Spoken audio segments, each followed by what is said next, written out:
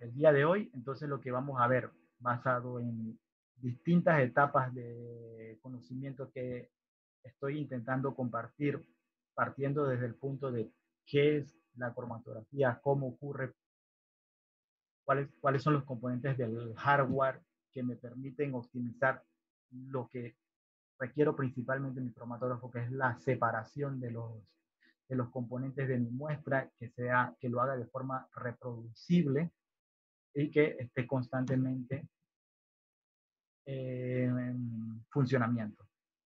En la primera charla que vimos hace 2 semanas, el punto focal era identificar cómo mejorar la resolución y la eficiencia de mi cromatografía. La eficiencia y la resolución, entonces, está basada en lo que es el desarrollo cromatográfico. Distintos tamaños de partículas generan distintos valores de presiones y para ello es requerido un hardware diferente que trabaje con esos distintos tamaños de partículas. En la segunda sesión era ver un poco cuál es la tarea de cada uno de los componentes del cromatógrafo líquido, cómo saber que está funcionando. Es lo que vamos a ver el día de hoy, pero previo a eso siempre debemos realizar un grupo de actividades que nos permiten mantener nuestro equipo en perfecto funcionamiento, lo que era el mantenimiento de usuario. Semana 1, fundamentos de cromatografía. Semana 2, mantenimiento de usuario. Para hoy terminar lo que es verificación del instrumento. Entonces eso es lo que vamos a empezar para el día de hoy.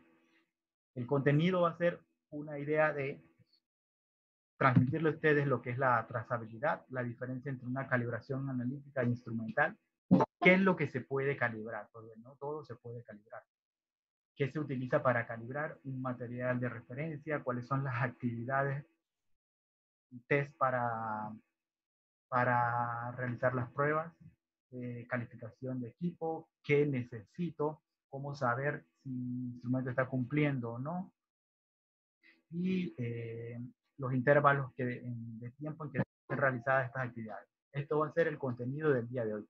Para aquellos que están en la plataforma, van a tener nuevamente una evaluación tipo cierto y falso. Tipo cierto y falso. Así que no va a ser selección múltiple, va a ser algo más fluido, va a ser un cierto y falso. Una lectura complementaria y ya le puedo adelantar que la lectura complementaria está basada en lo que es el tema trazabilidad. Trazabilidad en medidas químicas. Y para terminar y completar lo que son las 40 horas de dedicación al curso, pues hay una asignación individual que es la que previamente les comenté. Una actividad que le va a usted tomar, completar, hay una plantilla, hay un formato y que está entre 4 y 5 páginas. Así que eso lo van a tener disponible a partir de la otra semana. Como les comenté, la fecha límite es 15 de mayo. Ese sería el primer llamado de finalización, pero si usted no ha terminado en ese tiempo su trabajo, porque pues todos tenemos una vida que cumplir y definitivamente estar tomando este tipo de formación en horario laboral o luego del trabajo es algo que normalmente hacemos por amor a la química. Así que no se preocupe si el 15 usted no tiene su trabajo listo, hay un plazo después, pero para ponerle una fecha de cumplimiento vamos a utilizar como primer llamado el 15 de mayo.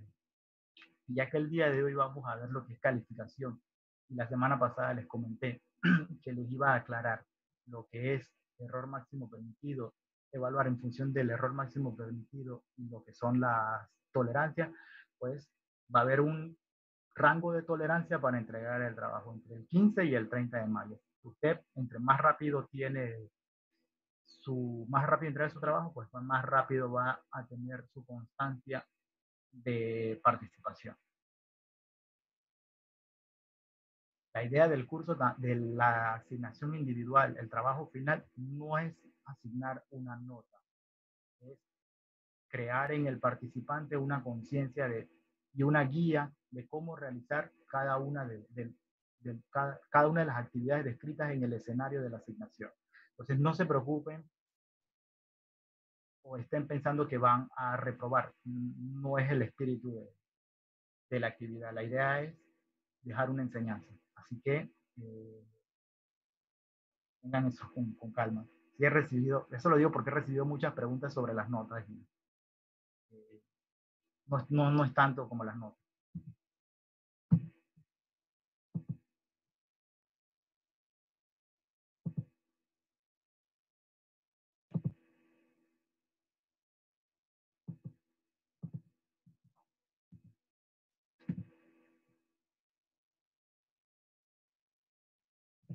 Listo, entonces vamos a arrancar.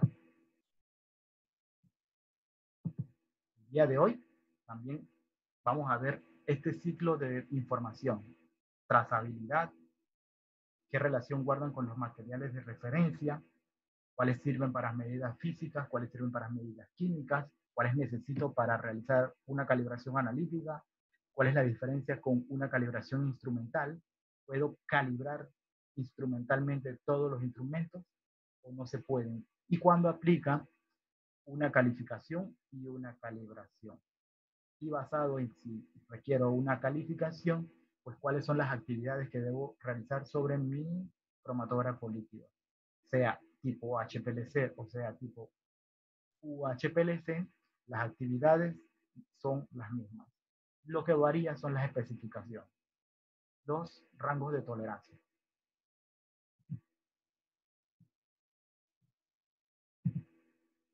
Vamos a ver entonces esas actividades para lo que es el sistema de suministro de solvente y de mezclas de fase móvil, el sistema de introducción de la muestra, el módulo que mantiene la temperatura de separación constante y el de detección.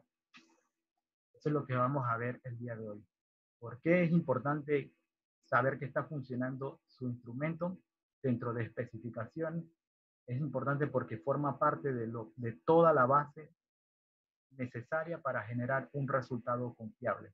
Necesitan un método probado para generar resultados sobre X matriz. Necesita combinarlo, o ese método de referencia que está utilizando necesita demostrar que en su laboratorio usted lo ha implementado correctamente y que cada vez que va a generar un resultado, su sistema está funcionando adecuadamente.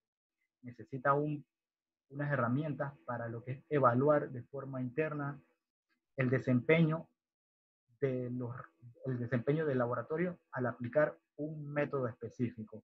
Para ello requiere una herramienta capaz de juzgar que se están generando resultados confiables y contra quién comparar que su resultado tiene un grado de certeza. Y todo esto hace necesario estos distintos elementos. Un instrumento que esté funcionando correctamente o dentro de especificaciones, un método de referencia, demostrar competencia en el laboratorio y herramientas de control de calidad específicas para lo que es su método y herramientas de control metrológico específicas para lo que son sus equipos. Hoy quiero introducir lo que es la definición actual de la exactitud, basado en lo que describe la ISO 5725. Y esta describe la exactitud como un método, como como un elemento que requiere tanto de demostrar que hay veracidad como precisión. Entonces, al generar resultados en su laboratorio, usted normalmente apunta a generar resultados exactos. Y a partir de este momento, quiero que consideren que cada vez que está pensando en generar un resultado confiable, usted aproximarse a lo que es la exactitud, necesita evaluar en sus resultados el componente de veracidad y de precisión. Cada vez que emite un resultado, un único valor no es lo ideal. Necesita al menos tener un grupo de resultados sobre una misma muestra o realizar réplicas para ver, para evaluar cómo está su capacidad de reproducir un mismo resultado, un resultado con un grado de dispersión muy bajo sobre una misma muestra, y saber también que ese resultado se aproxima mucho a lo que es el valor convencionalmente aceptado, el valor real. ¿Cuánta distancia hay entre su resultado y el valor real? Es lo que se llama sesgo. Y la precisión es el grado de concordancia entre lo que usted genera, entre los resultados que usted genera en el laboratorio.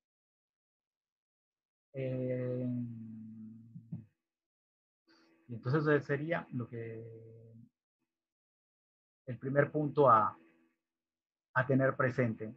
Actualmente la exactitud tiene un componente de veracidad y un componente de precisión. Esa es una pregunta del cierto y falso. Segunda pregunta del cierto y falso es, ¿qué es la trazabilidad metrológica? Es demostrar que su resultado es directamente trazable a una magnitud de alta, a la magnitud de mayor alta jerarquía metrológica. ¿Cómo se hace? A través de una cadena ininterrumpida de calibraciones. Esta es la definición de trazabilidad metrológica más utilizada. Es una propiedad del resultado con la cual usted demuestra que el valor que está reportando es directamente trazable. Funciona muy, muy bien esta definición para cuando su medida es física. Usted utiliza para una medida física, y el ejemplo más común es la pesada de masa en una balanza.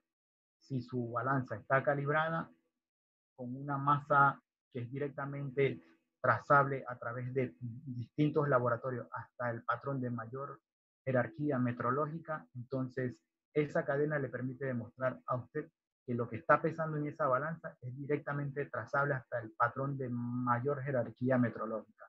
Funciona bien si usted está midiendo tiempo, temperatura, masa, corriente, intensidad luminosa, porque el método de medición de un método físico es muy sencillo, es hacer una medida directa sobre la muestra, utilizando un dispositivo capaz de medir esa propiedad. Esto sería lo que le estaba comentando. La medida que usted hace con su balanza a través de una cadena interrumpida de pesas que son directamente trazables hasta el patrón primario, le permite demostrar que su resultado de pesada es trazable hasta el patrón de mayor jerarquía metrológica. Y esto aplica muy bien a una medida física. Pero ¿qué pasa con una medida química? Todo es diferente. En una medida química hay un componente de muestreo, hay un componente de actividades que requiere trabajar la muestra, una etapa de procesar, limpiar o extraer, purificar o concentrar su muestra, y luego una etapa de lectura. Todas estas secciones componen al método, y no hay una forma específica de demostrar trazabilidad agrupando todas esas actividades o dividiendo los componentes de cada método. Entonces, para los métodos de ensayo químico, lo que se hace es considerar el método como uno solo. El resultado final de la muestra que usted, del analito en la matriz que usted está midiendo, es el que debe ser comparado contra una referencia. Y esa referencia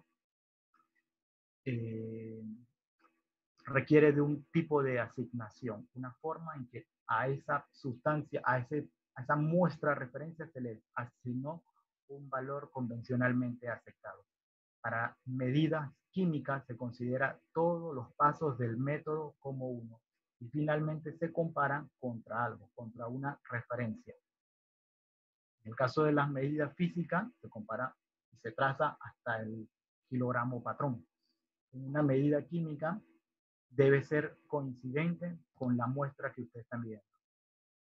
Debe ser trazable, matriz y analito.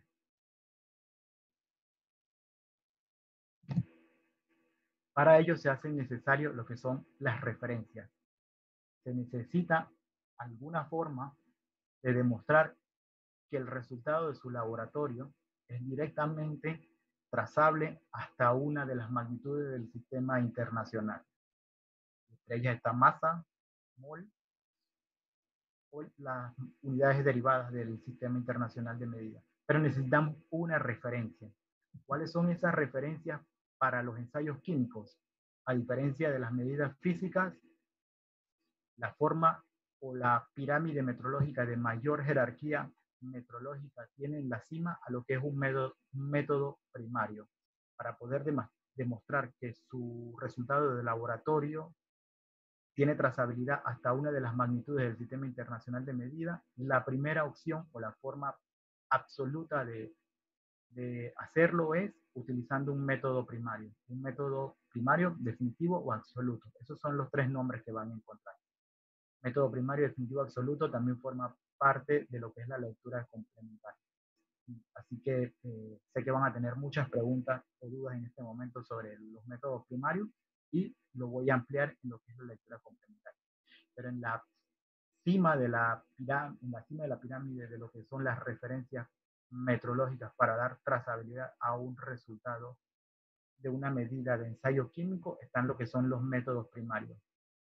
Y los métodos primarios son aquellos que son directamente trazables al mol, como son la titulación, sea gravimetría o volumetría, la gravimetría y la volumetría, la dilución isotópica, la columnometría. Son técnicas analíticas perfectamente caracterizadas y todas son directamente trazables al mol. Solo que tienen un pequeño inconveniente. No todos los métodos primarios logran alcanzar los niveles de detección que actualmente se requieren en el mercado. La segunda herramienta utilizada para lo que es trazabilidad en ensayos químicos son los materiales de referencia certificados. Y aquí quiero comenzar lo que es mi mensaje de transmitir cómo saber o cómo identificar cuando tengo un estándar comercial de calibración, un material de referencia certificado y cómo se relaciona esos términos a lo que convencionalmente se pide en el mercado. Quiero que mi patrón sea trazable al MIS. Eso creo que es lo que comercialmente se pide. Necesito unos patrones para calibrar mi instrumento y requiero que sean trazables al MIS. En esta presentación quiero que quede el mensaje más claro de realmente qué es lo que necesito para calibrar mi instrumento, realmente qué es lo que necesito para demostrar que mis resultados son confiables, qué necesito para saber que mis resultados son trazables y que están dentro de control y que están siendo controlados.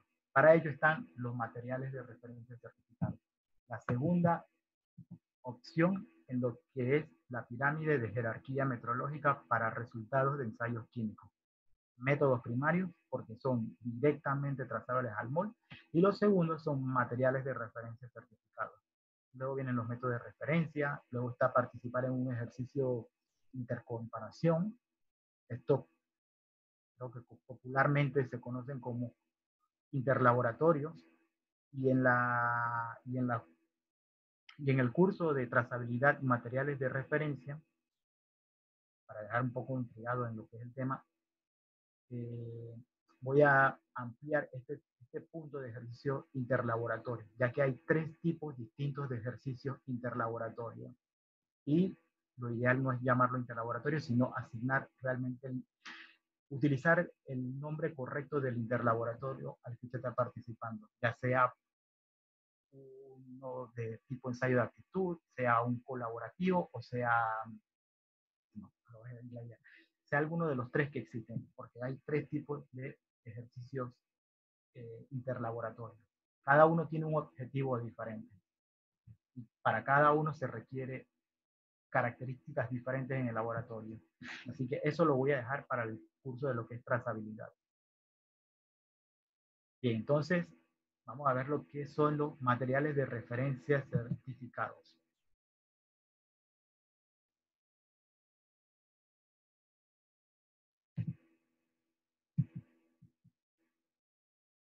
Antes de ver lo que son los materiales de referencia certificados, como les dije, quería aclarar los tres términos: estándares certificados comerciales, materiales de referencia y materiales de referencia certificados. Los estándares comerciales son aquellos fabricados por, por son aquellos que prepara un fabricante de equipo. Normalmente está pensado para trabajar en conjunto con el equipo que fabrican. Aquí en la imagen, por ejemplo, ven un buffer de pH de Mettler Toledo, que está principalmente pensado para utilizarlo con los equipos de Mettler como parte de su portafolio de productos. El único requisito de control de calidad que cumplen es el propiamente interno de producción. Solamente está pensado en cumplir la especificación de fabricación de ese proveedor.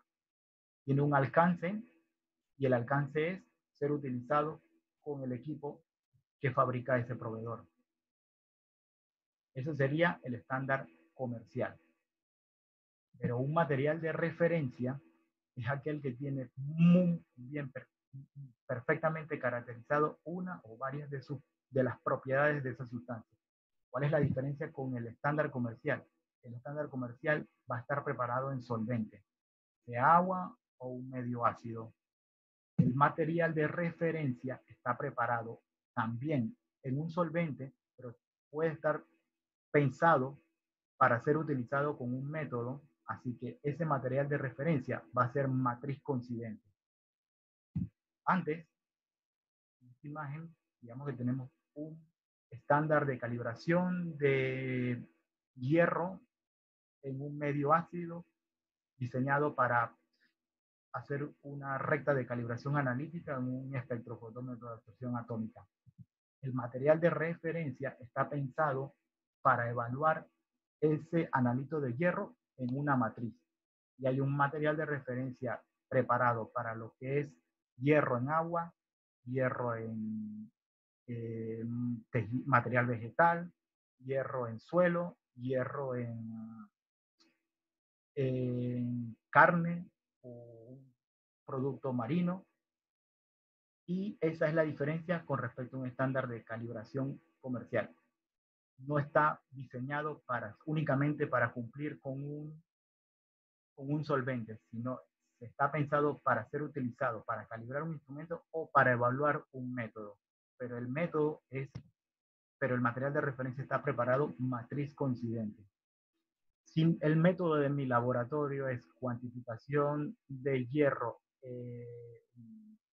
en suelos, pues para evaluar internamente que estoy generando resultados confiables, yo utilizo un material de referencia que tiene ese mismo analito en esa misma matriz y tiene un valor certificado. Así que yo lo trato como una muestra y comparo cuál es el valor que genero en mi laboratorio versus cuál es el valor que tiene certificado ese material de referencia. Si no hay diferencias significativamente, si no hay diferencias estadísticamente significativas, entonces puedo asumir que mi resultado es aceptable, que mi resultado es confiable. Para eso están lo que son los materiales de referencia. Y un material de referencia certificado es aquel que está fabricado por un organismo de alta competencia, un laboratorio que obligatoriamente tiene que cumplir con una acreditación ISO 17034 para lo que es producción de materiales certificados.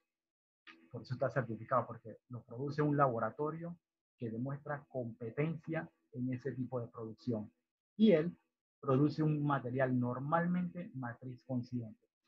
Voy a hacer los materiales de referencia más comunes son, por ejemplo, un mix de metales a muy baja concentración en una matriz de agua potable, en una matriz de agua de mar, en una matriz de río, o, en una, o también preparan en un medio solvente para lo que es la calibración del instrumento. Un mix de compuestos orgánicos en suelo, en material vegetal o en algún tejido, sea marino, tipo carne, para esto es que está pensado entonces ese material de referencia, para que sea matriz coincidente. Y al igual que la masa que tenemos de categoría, de categoría alta para evaluar internamente lo que es el funcionamiento de nuestra balanza, tenemos ese patrón externo que es directamente trazable hasta el kilogramo patrón para juzgar internamente en nuestro laboratorio que la balanza está funcionando bien y con esto asegurarnos que cada lectura de masa en esa balanza está siendo trazable hasta el mol. Asimismo, funciona un material de referencia matriz coincidente químico para confirmar que el laboratorio en esa matriz está generando resultados confiables. Y en este momento podemos aprovechar para las preguntas. ¿Alguien quiere escribir alguna pregunta en Google o Zoom?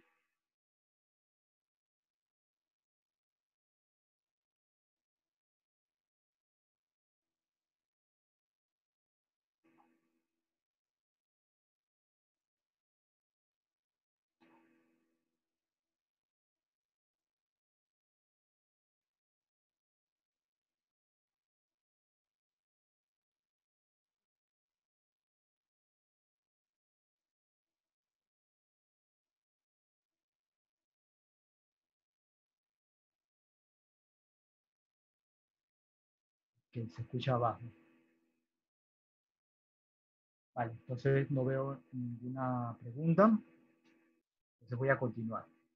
Sobre este punto, estándares certificados, aquellos que fabrica eh, un proveedor de equipos, normalmente para emplear su cartera de productos, un material de referencia y un material de referencia certificado. Cada uno tiene un objetivo diferente. Para demostrar trazabilidad en su balanza, una masa directamente trazable hasta el kilogramo patrón. Para demostrar trazabilidad en un ensayo químico, un material de referencia o utilizar un método primario. También están las opciones que vimos hacia abajo en la pirámide, así que hoy quiero cubrir esos dos puntos, dos opciones primeras y enfocarme en lo que es el material de referencia, ya que sirven tanto para juzgar un equipo como para demostrar que los resultados en un método puntual están siendo confiables. En el grupo de los productos NIS están aquellos SRM, que son un material de referencia certificado, pero que cumple requisitos de certificación propios del NIS. Así que ese es el otro tipo de producto que comercialmente se pide. ¿Para qué nos sirven los materiales de referencia? Pues para demostrar trazabilidad en un ensayo químico, para evaluar lo que es la exactitud, la veracidad y el sesgo. El componente de precisión no es tan necesario tener un material de referencia, ya que lo que necesitamos es una muestra estable que nos permite, sobre la cual se realizan mediciones repetidas y ver el grado de dispersión que existen entre los resultados generados al aplicar ese ensayo en un laboratorio. También sirven para lo que es calibrar analíticamente un instrumento, calibrar instrumental o la calificación de un equipo. Evaluar, evaluar un método de medición y en ese punto es muy importante que sea un material de referencia coincidente con la matriz. Y también el último uso que se le puede dar es asignarle un valor de referencia a un material secundario.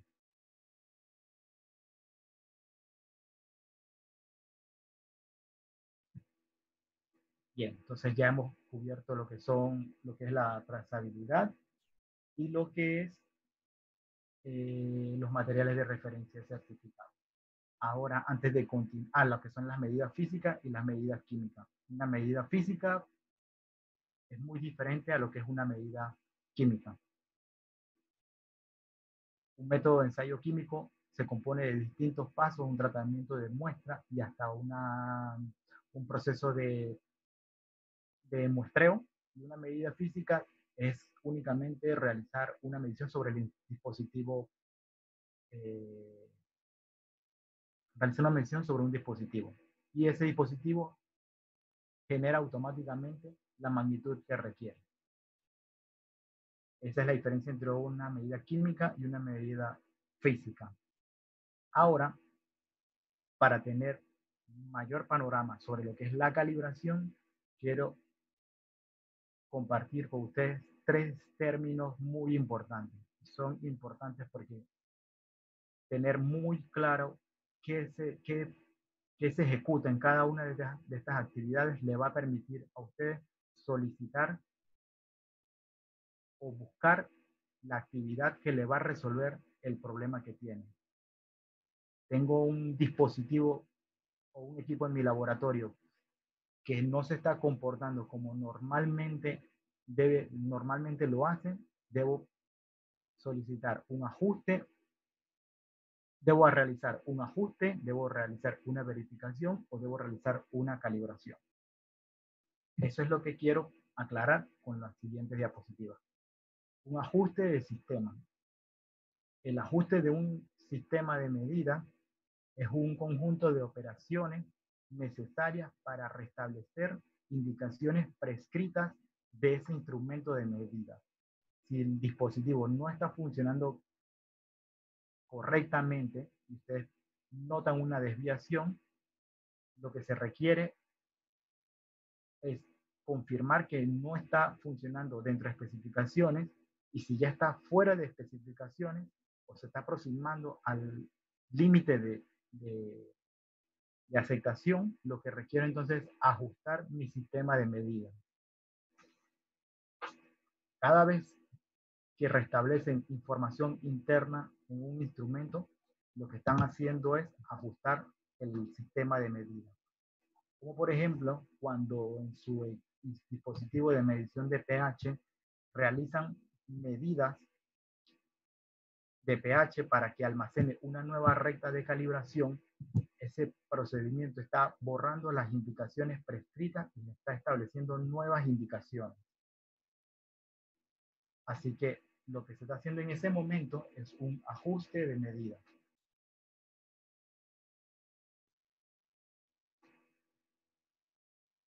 Aunque en la mayoría de los equipos el botón que aparece se llama cal.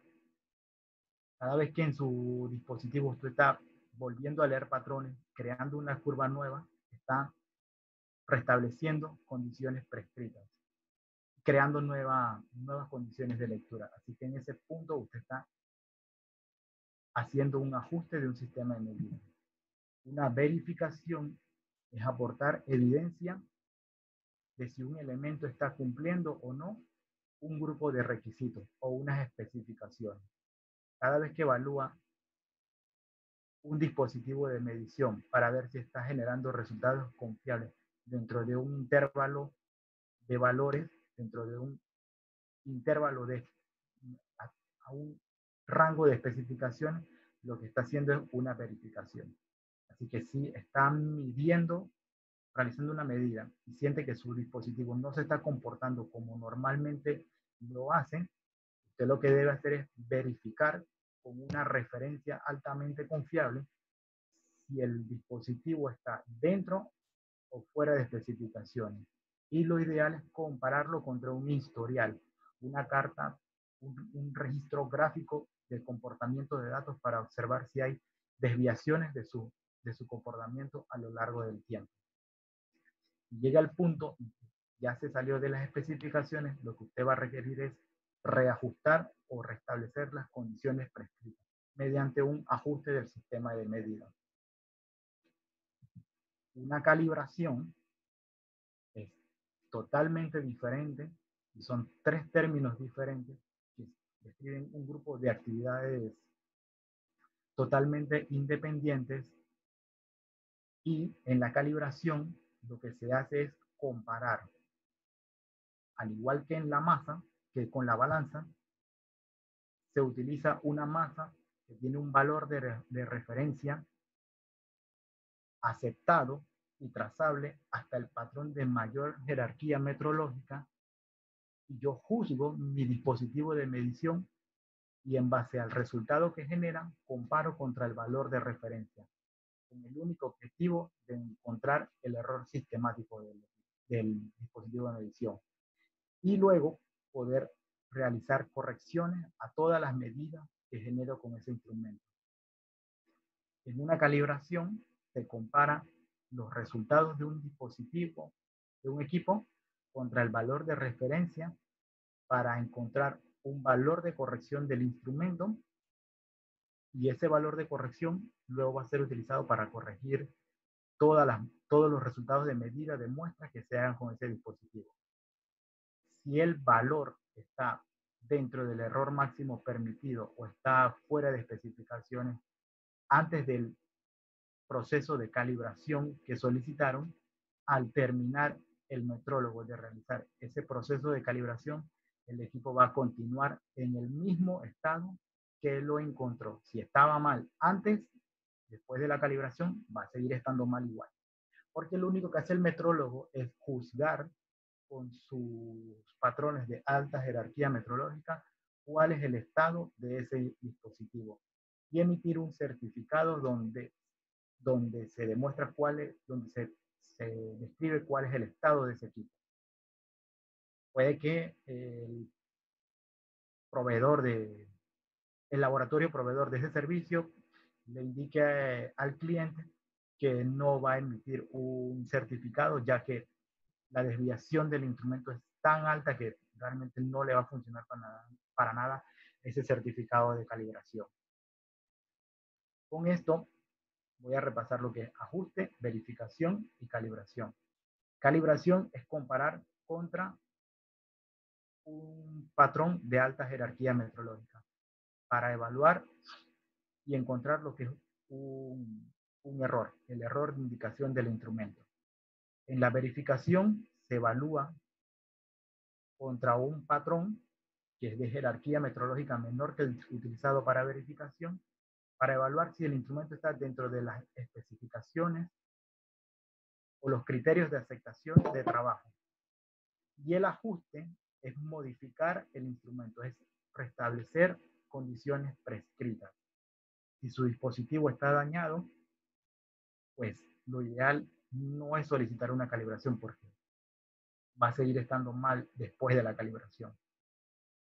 Si un dispositivo de medición usted percibe que no está funcionando correctamente, internamente el usuario lo que debe hacer es verificar con una muestra o un material que usted conozca el valor, comparar contra el resultado y si hay diferencias significativas o si está fuera del criterio de aceptación, entonces hay que aplicar una acción de corrección para restablecer ese sistema de medida a sus condiciones prescritas de aceptación. Esa es la diferencia entre calibración, verificación y ajuste, que es muy importante ya que circula a lo largo de todos estos temas del día de hoy. Verificación, calibración y ajuste. Algo que normalmente preguntan los clientes si pueden realizar sus propias calibraciones. En ningún lado de la 17025 dice que lo tiene que hacer un laboratorio externo. Lo que dice que lo debe hacer un personal competente y que debe cumplir una serie de requisitos. Sí es complicado cumplir todos los requisitos, pero en ningún lado dice que debe hacerlo un laboratorio externo. Debe ser alguien que demuestra competencia. ¿Cuál es la forma más común de demostrar competencia? Pues que tiene acreditado un método de calibración para X dispositivo de medición. Y todos esos conceptos aplican a lo que es calibración de equipos de medidas físicas. Pero ¿qué pasa cuando la medida es química?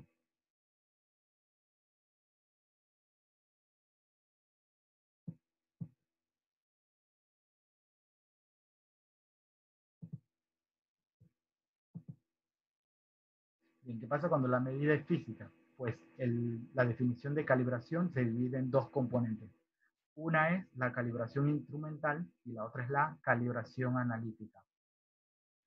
En una se compara, al igual que en la medida física, mismos tipos de magnitudes. Por ejemplo, para un espectrofotómetro ultravioleta visible, que lo que se encarga es de monitorear, de buscar una longitud de onda exacta y una escala fotométrica, lo que se hace es comparar los resultados de un patrón o un material de referencia certificado, sus valores certificados de longitudes de onda contra aquellos que genera el dispositivo de medición para ver si están muy alejados o si están dentro de los criterios de aceptación. Eso mismo se hace para lo que es la escala fotométrica. Un patrón aceptado, un material de referencia certificado con valores de transmitancia se comparan contra los generados por el espectrofotómetro. Se comparan las mismas magnitudes y eso es la calibración instrumental.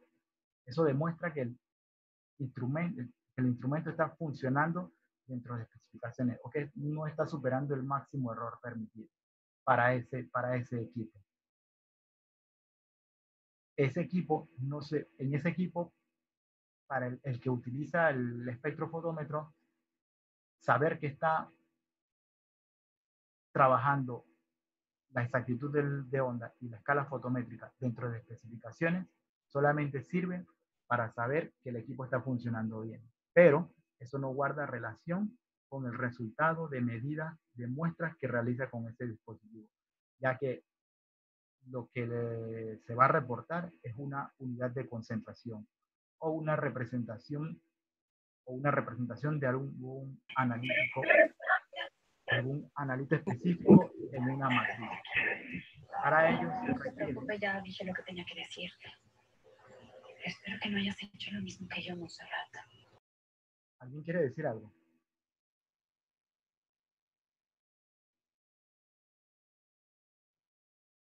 Bien. Para generar el resultado del cliente o del método de ensayo químico, normalmente lo que se va a expresar es una unidad de concentración. La calibración instrumental no es lo que se necesita para expresar ese resultado. Se requiere una calibración analítica, en donde se va a relacionar la señal instrumental con una unidad de concentración. Así que la calibración en métodos de ensayos químicos tiene dos componentes. Una es la calibración instrumental y el otro es la calibración analítica. La analítica es la que genera el resultado que el laboratorio necesita reportar, ya sea como control de calidad o evaluación de fiscalización o el servicio que ofrezca. Lo que necesita reportar es una unidad de concentración.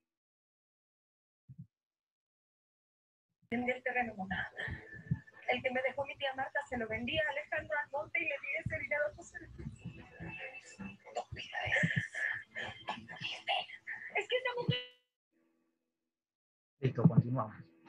Bien. En el laboratorio entonces tenemos distintos equipos necesarios para el trabajo del día a día. Como tener una balanza, una micropipeta, un cromatógrafo, líquido gaseoso, un baño de control de temperatura, un pie de rey o un vortex.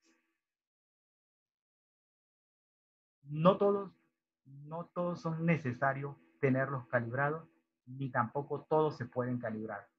Una balanza o una micropipeta, pues en función de la masa, a ambas se le puede realizar una calibración.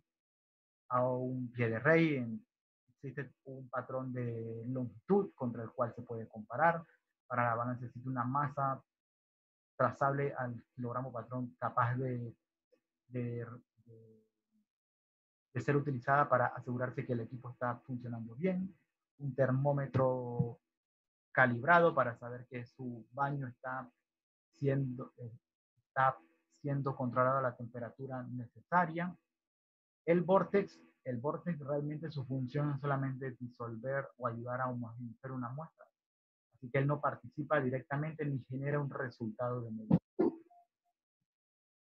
Pero cuando son equipos ya que generan resultados como los cromatógrafos, la magnitud que mide un HPLC, si tiene un detector UV, es milivolt o una unidad de escala fotométrica. Y un cromatógrafo de gases, si el detector es FIT, pues lo que mide es alguna unidad de corriente relacionada con masa. No existe para ellos un patrón contra el cual juzgar.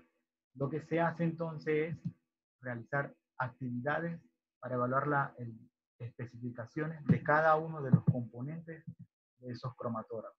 Por eso se hace necesario darle una categorización a todos los equipos de laboratorio para saber a cuáles aplica calibración, a cuáles aplica calificación y a cuáles no es necesario más que tener unas consideraciones de limpieza y cuidados, como lo son los instrumentos de categoría A.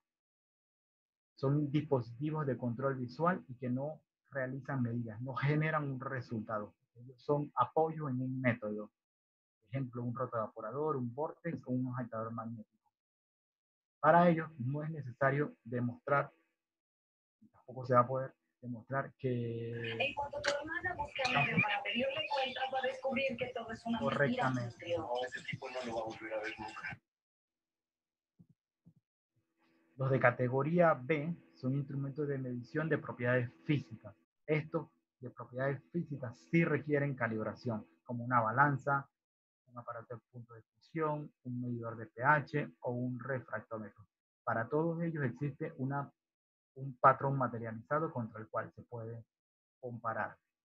Para todo instrumento de categoría B se requiere una calibración. Para los instrumentos de categoría C, lo que se requiere es una calificación.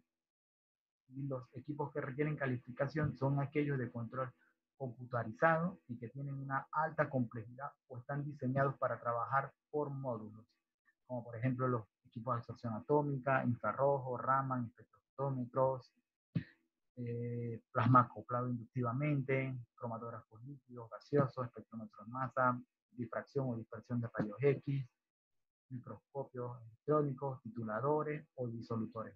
Para todos estos tipos de equipos de alta complejidad y que normalmente son de control computarizado, lo que se hace es una calificación. Y la calificación básicamente consta de tres partes. Una calificación de instalación, operación y desempeño. Hoy vamos a ver lo que es la calificación de operación para un cromatógrafo líquido.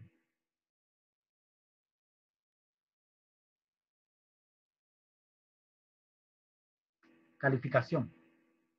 La calificación, a diferencia de la calibración, en donde solamente se busca encontrar el error sistemático para un dispositivo de medida física, lo que busca es realizar un conjunto de actividades que demuestran que individual y en grupo todo el dispositivo está funcionando dentro de especificaciones. Se prueban distintas funciones del equipo que van desde aquellas de seguridad hasta las de desempeño del equipo y son esas las que principalmente se realizan. La diferencia entre una calibración y una calificación es que al calibrar un equipo usted compara contra un patrón. Tiene un componente principal para evaluar lo que es el error máximo, para ver si no supera el error máximo permitido y si los resultados están siendo exactos. En la calificación, lo que se busca es demostrar que el equipo está funcionando dentro de especificaciones, que la generación, que las actividades que realiza cada uno de los módulos están dentro de un intervalo de tolerancia y que se mantienen dentro de ese intervalo de tolerancia. En la calibración se evalúa el componente de exactitud y en la calificación lo que es la capacidad de reproducir resultados. En la calificación, en el componente de calificación operacional, lo que se realizan son pruebas para demostrar que cada uno de los módulos y cada una de las actividades que realiza ese instrumento están dentro de especificaciones. Esa es la diferencia con la calibración, en donde donde se busca evaluar si el instrumento está funcionando dentro del error máximo permitido, si el error sistemático está dentro de lo tolerado. Estas pruebas de calificación, lo ideal es que sean realizadas cuando se adquiere el equipo luego de una reparación o luego de un mantenimiento. ¿Quién las debe realizar? Las debe realizar alguien que tiene competencia para hacerlo. Puede ser un personal de laboratorio o puede ser un personal por parte del proveedor o un proveedor de servicios específicos de calificación. Lo puede realizar alguien que está preparado y demuestra competencia para realizar esas actividades. No es algo que exclusivamente tenga que realizar el proveedor del equipo.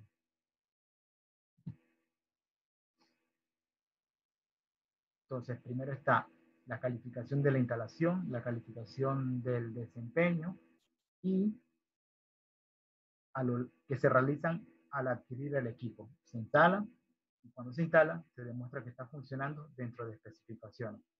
Y a lo largo del tiempo se demuestra que está funcionando dentro de especificaciones mediante las actividades de calificación del desempeño, que incluyen los mantenimientos preventivos, correctivos y los resultados de las pruebas de calificación operacional realizadas después del mantenimiento preventivo o el correctivo. Incluye esos dos componentes y además los registros de todas estas actividades. Cuando se realiza una calificación de operación, lo que la pregunta, la respuesta es después de los mantenimientos. Y en el otro caso, donde normalmente nos preguntan cuándo realizarlo o si se está mudando el equipo, se debe realizar una calificación de operación, la respuesta a eso es si se mueve a un lugar o un edificio distinto. Si dentro del laboratorio se cambia la ubicación, si están dentro de las mismas condiciones de temperatura, humedad, y si están también bajo las mismas condiciones de suministro eléctrico. Que si el movimiento es interno, dentro del laboratorio no requiere, pero si ya lo está transfiriendo a un lugar donde las condiciones son muy diferentes, entonces sí hay que documentar que ese nuevo lugar, el equipo instalado en el nuevo lugar, está funcionando dentro de especificación. Ahora vamos a ver lo que son las pruebas individuales para cada uno de los módulos. Y la columna no forma parte de la evaluación del instrumento. La columna es un accesorio. Estas pruebas se pueden realizar de dos distintas formas. Tipo modular, evaluando individualmente cada componente del cromatógrafo, o se puede evaluar como un todo. Lo importante es definir cuál de las dos va a utilizar, o si va a utilizar las dos, porque tampoco una excluye a la otra. Tener un procedimiento descrito y un criterio de aceptación. Esto es uno de los puntos más importantes. El criterio de aceptación. Ese resultado que voy a obtener al terminar el test sobre mi equipo, ¿qué significa? ¿Está bien? ¿Está mal? ¿Debo hacer algo o puedo continuar generando resultados con mi cromatógrafo? Lo primero que hay que hacer entonces es tener el equipo listo para esas pruebas. Debo tener, si las check valves o los filtros en línea no son nuevos, debo limpiarlo.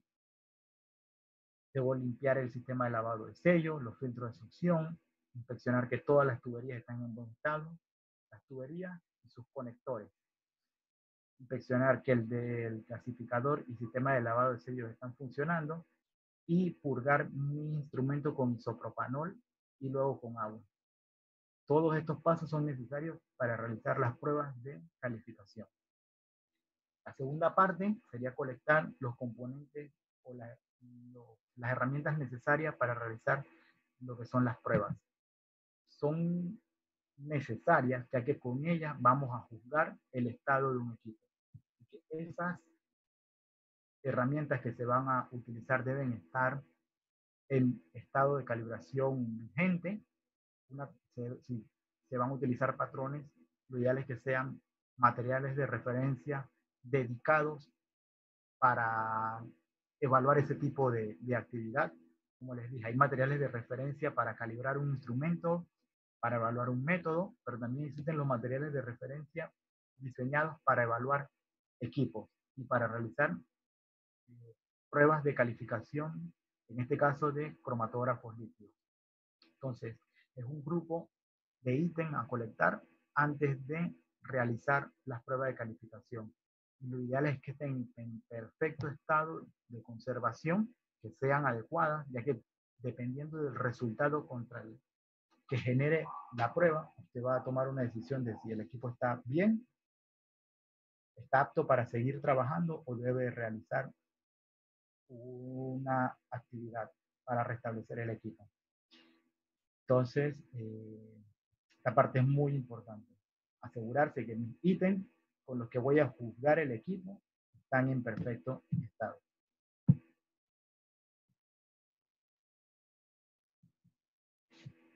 Primer módulo, como vimos la semana pasada, es el de gasificador.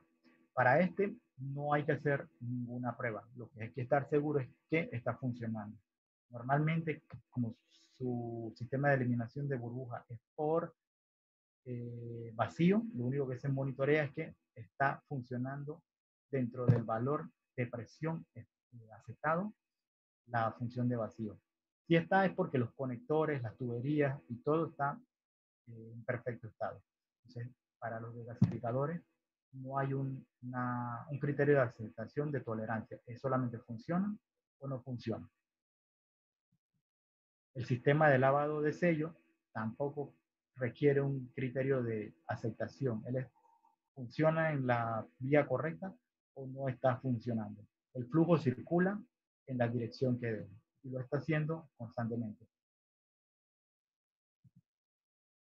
Para la bomba, que su principal trabajo es suministrar la fase móvil y mezclar los componentes de la fase móvil, hay que realizar dos pruebas. Una es evaluar que el suministro de solventes se está haciendo de forma reproducible. Y la otra es evaluar que la mezcla de solventes se está haciendo también de forma reproducible. Para lo que es medir que se está dispensando la fase móvil de forma correcta, se hace una medición de flujo. Y ese flujo, una de las formas de evaluar que el flujo está dentro de especificaciones es aplicar a la bomba un flujo de 1 mililitro por minuto de agua y en un intervalo de tiempo de 300 segundos debe llenar un volumétrico de 5 mililitros. Pueden usar un volumétrico de 5 o de 10. Si es de 10, pues el intervalo de tiempo va a ser más grande. Y tener un criterio de aceptación. Ese criterio de aceptación es el que le va a permitir a usted saber si su equipo está funcionando dentro de las especificaciones que usted determinó para trabajar o está funcionando dentro de las especificaciones del fabricante. Sea uno o el otro, lo importante es tener un criterio de aceptación. Mi ejemplo, al que lo estoy compartiendo, el criterio de aceptación es 2%. Así que la bomba debe llenar el volumétrico de 5 mililitros entre 2 y debe gastar un tiempo de entre 294 segundos y 306 segundos. Si el resultado de mi prueba que dice 295, entonces el instrumento cumple. Si lo realizo 2 o 3 veces, si lo realizo 3 veces, entonces debo tener mi promedio y mi dispersión y evaluar que mi promedio con esa dispersión cae dentro del intervalo de aceptación.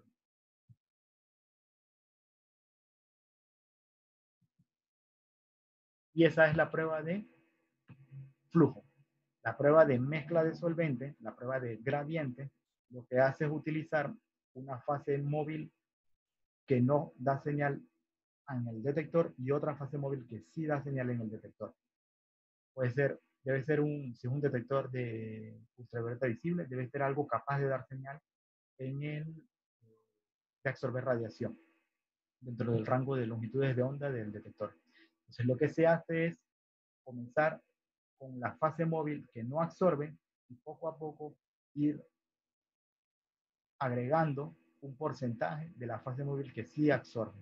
Como ven aquí en la gráfica, primero comienza con 0% de la fase móvil que no absorbe, luego se incrementa un 10%, luego un 50%, luego un 90% y luego terminar pasándole únicamente al instrumento fase móvil de la que absorbe. La prueba consiste en capturar los valores de la escala del Y del detector y comenzar a evaluar si a 90 el valor de señal del detector equivale al 90% del 100% de la señal de la fase móvil que sí absorbe. ¿Cómo se ve esto de forma más clara? Capturo mi valor de la línea base a 10, 50, 90 y 100. En cada uno voy a tener un valor de milivolt y luego voy comparando qué porcentaje corresponde sobre el 100%. El criterio de aceptación de la prueba que le estoy mostrando es 1%. Así que para el valor de 90, cuando hago mi relación de los valores al 100 y al 90%, debe estar entre 89.1 y 90.9. Y así para 50 y 10. Abajo les pongo en rojo un ejemplo donde para 10 tengo un resultado de 10.7, para 50 49.9 y para 90 90.1. El valor de 90.1 está dentro de especificaciones, así que el equipo cumple. El valor de 49.9 también está dentro del intervalo de especificaciones, así que cumple. El valor de 10 sí está fuera de tolerancia, así que esa mezcla de esas dos líneas a ese porcentaje no cumple. Allí hay que tomar una decisión. Uno es, realizo una actividad para detectar dónde está el problema y por qué no está mezclando a esa proporción, o lo puedo obviar, ya que normalmente mi trabajo no utiliza unas combinaciones de mezcla en donde está al 10%. Eso es algo interno que se decide dentro del laboratorio. ¿Qué hago con los resultados que tengo? ¿Cuáles son mis criterios de aceptación? Lo más normal, o lo que la mayoría de laboratorios es restablecer o buscar la causa del problema. ¿Para qué? Para que dentro de todo el rango, para que dentro de todo el rango de trabajo, el instrumento esté funcionando dentro de especificaciones. Para ello necesito, ya que voy a realizar una modificación de ese equipo, debo estar muy seguro que aquello con lo que estoy midiendo está bien, porque si está funcionando mal y comienzo a dudar entre si es el equipo o si es el patrón contra el que estoy jugando, entonces si es el patrón y realizo una actividad sobre el equipo, voy a estar modificándolo y el equipo estaba bien. Así que hay que utilizar patrones en los cuales uno confía que están perfectamente bien. Para la prueba de gradientes existe un material de referencia certificado diseñado para lo que son estas pruebas. Está preparado a base de acetona. La acetona tiene absorción en el UV, así que él va a incrementar lo que es la señal en el instrumento. Tiene una concentración conocida, está probado que la sustancia que está dentro del patrón es la necesaria y tiene un valor de referencia certificado y un objetivo de uso. Si mi instrumento lo estoy evaluando con algo que estoy 100% seguro que es lo adecuado y el resultado es fuera de especificaciones, pues estoy seguro que lo que tengo que hacer es sobre el equipo y no buscar un patrón diferente.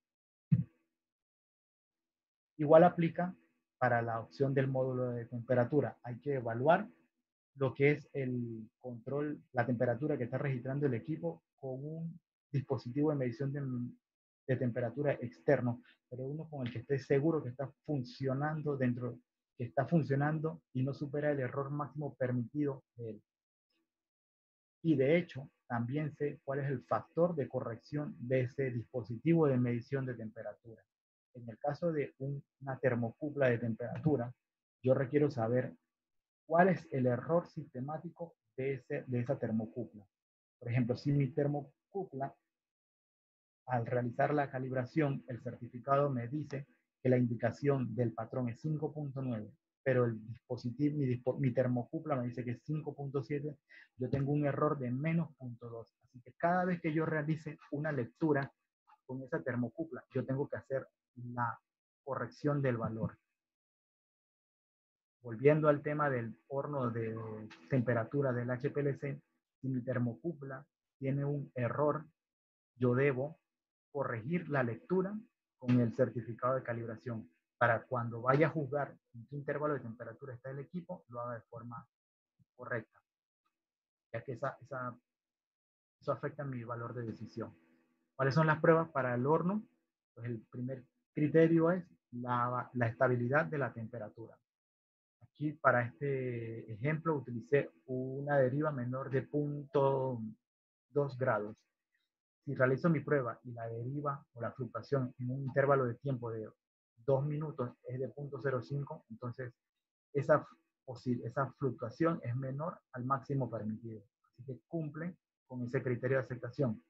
Para temperatura, si seteo la temperatura a 50 grados y mi tolerancia es de 2, así que mi tolerancia decidida es de 2, pues mi lectura debe estar entre 48 y 52. Y si con mi termocupla tengo un valor corregido de 50.5, porque digamos que mi termocupla a 50 grados tiene un error de 0.5. Yo debo realizar una corrección de esa lectura antes de decidir si voy a aceptar el criterio o no.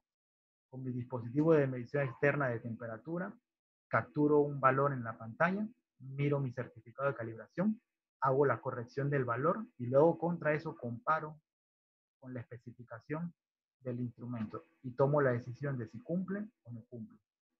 En este caso, mi valor corregido es de 50.5, así que está dentro del rango de 48 y 52. Para el módulo de introducción de muestra, lo que necesitamos saber es si él está aspirando de forma reproducible el volumen que le indicamos inyecta al equipo. La evaluación de si el equipo lo está haciendo de forma reproducible se puede hacer de dos formas. Una es comparando las áreas de varias inyecciones y la otra es realizando múltiples inyecciones de un vial para evaluar la pérdida de masa en ese vial. Ese es el ejemplo que vamos a ver. El otro ejemplo no lo agregué. Bien. Realizamos en nuestro sistema 10 inyecciones de 50 microlitros y evaluamos si la diferencia de masa corresponde a esa cantidad de volumen aspirado, y mi criterio de aceptación es que el error o la diferencia de masa no debe tener más o menos un 5% con respecto a ese valor central. Tenemos un ejemplo de caso A y caso B. En el caso A, mi resultado es 4.5. Ese resultado está dentro de tolerancia. Y tengo un equipo B con un resultado 0.5. Ese resultado también está dentro de tolerancia. Pero si ven, son dos equipos que tienen dos comportamientos diferentes. En uno, el error es mucho menor que el otro. El B se comporta de forma más exacta que el A. Pero ambos están dentro de tolerancia. Ese es otro punto a considerar. ¿Cuánto me voy alejando del valor central? Puede que mi equipo le hago la prueba cada mes y cada mes voy observando que se va acercando más al límite máximo permitido de tolerancia, sea hacia arriba o sea hacia abajo. Eso indica que algo está comenzando a deteriorarse dentro del instrumento. Otra de las funciones del sistema de introducción de muestra es garantizar que una inyección no contiene un residuo de la inyección anterior. A esta prueba se le llama carry-over. Se inyecta un vial que contiene una concentración alta de un analito y luego se inyecta un vial que contiene el solvente donde está disuelto ese analito para ver si quedan residuos del componente anterior. Un criterio de aceptación de la cantidad de muestra máxima que debe quedar es poner un porcentaje de área a la muestra, al área del blanco, la inyección que viene después del analito. Si el arrastre es menor de 0.010, entonces el lavado está funcionando. Ese criterio de carryover y ese porcentaje de área aceptado es algo que se puede tomar o de la especificación del fabricante o de un criterio propio del laboratorio. Pero es importante saber que mi siguiente muestra no me está dando un valor porque se contaminó con la muestra anterior. Esa es la prueba de carryover. Ahora, por último, el detector ultravioleta visible. Vamos a ver las pruebas individuales para el detector. Lo primero que hay que hacer es una limpieza sobre la celda. Normalmente una limpieza con isopropanol funciona muy bien, así que eso te mantiene el equipo listo para lo que es tu distintas pruebas, en donde la primera es la energía de la lámpara. En el rango completo de longitud de onda que cubre tu espectrofotómetro, pues debes elegir una longitud de onda dentro del rango ultravioleta y otra dentro del rango visible. Y evaluar la energía mínima de operación con la cual vas a generar resultados. En este ejemplo, el criterio es a 220 nanómetros la energía debe ser mayor de 400 y a 540 nanómetros la energía debe ser mayor de 500. El resultado de la prueba es 1373 y 1626. Ambos superan por mucho el criterio mínimo. Así que la prueba pasa. Eso se debe combinar entonces con lo que son las horas de vida de la lámpara. Y la vida de la lámpara define como criterio 2000 horas y aún contiene una energía alta, pues usted puede continuar utilizando esa lámpara porque la energía aún está funcionando, está dando valores máximos de los aceptables. Va a tener una respuesta de señal alta, va a conservar esa respuesta de señal alta. Así que lo que les dije la semana pasada, el criterio de cambio de lámpara combine horas y energía. No cambie la lámpara solamente por las horas, porque la energía es algo lo determinante.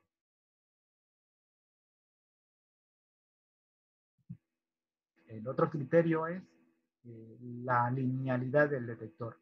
Esta se hace midiendo la absorbancia de 5 soluciones que tienen una concentración necesaria. Requiero que esa concentración yo esté confiado de que está perfecta. Para ello, lo ideal es que esa concentración venga de un material de referencia certificado. Así que estas concentraciones, lo ideal es que usted las obtenga de un material de referencia certificado. ¿Cuál es el criterio de aceptación de la prueba de linealidad? Para cada una de esos 5 valores de concentración no debe haber un error más allá más o menos 5%. ¿Cómo se ve esto en los datos? Por ejemplo, tenemos un equipo A que tiene un error a los 10, 15, 20, 25 y 30 de 3.7, 4.9, 4.1, 4.9 y 4.7. Todos esos resultados cumplen. Son menores a más o menos 5%. Así que el detector está funcionando bien. El detector pasa la prueba de calificación. Pero en mi laboratorio tengo un segundo equipo, igual, mismo modelo, pero también puede ser modelo diferente.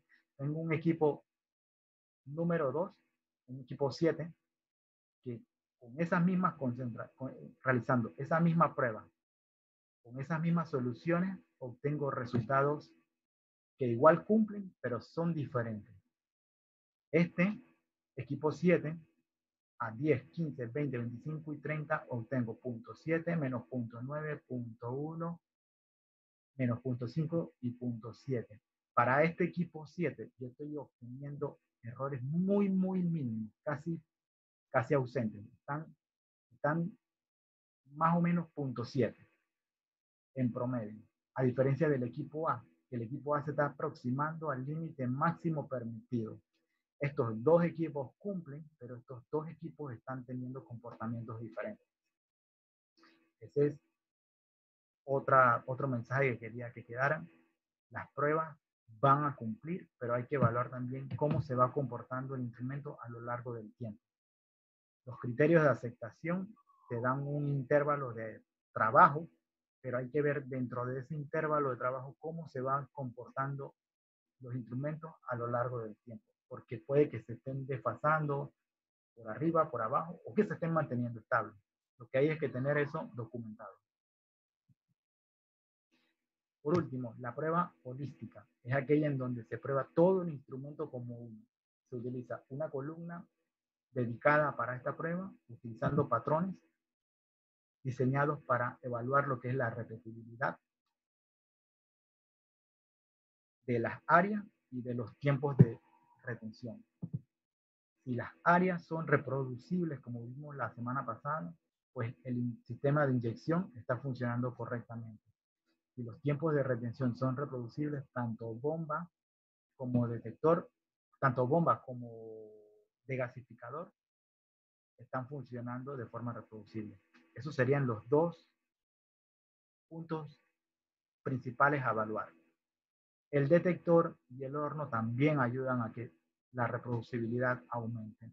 Así que un criterio de evaluación para una prueba holística es que el tiempo de retención no exceda el 0.5% y que el RCD del área de los picos no exceda el 1%.